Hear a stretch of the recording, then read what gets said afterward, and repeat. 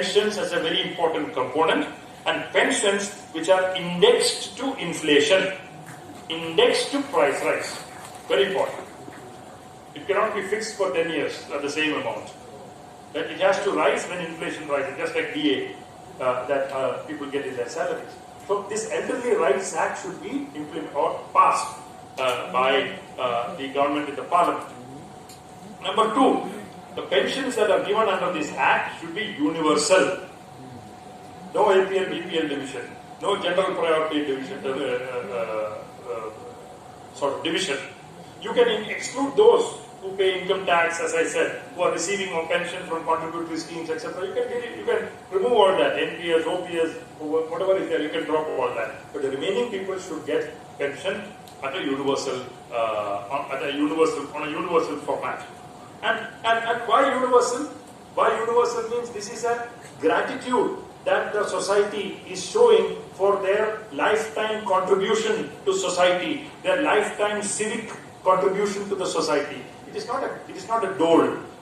It is not an arm that you give. It is actually a right.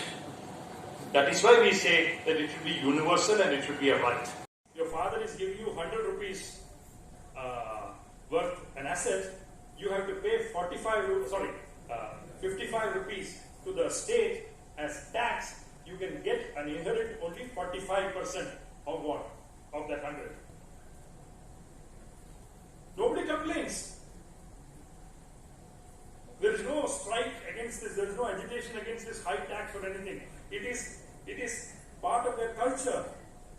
It is like a law of nature in those countries. In Japan, in South Korea, I'll tell you the story. The head of Samsung died in 2014. He was in ventilator.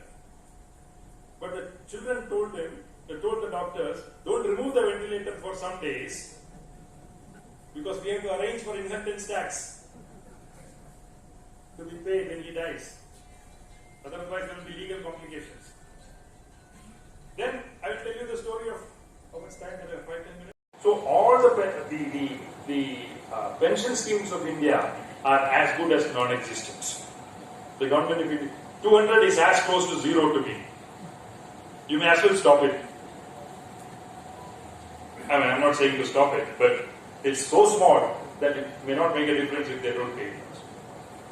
But it is very important for many households in rural India. Even 200 rupees is very, very valuable. But that is so paltry and so inadequate that it is actually a humiliation in terms of receiving that small amount from the state. So it's a pity that we have that kind of pension system. So the government is saying it will be too expensive. How much will it cost? Suppose you want to give, I said, you don't give to all 14 crore. You give to 12 to 13 crore people only. That's fine.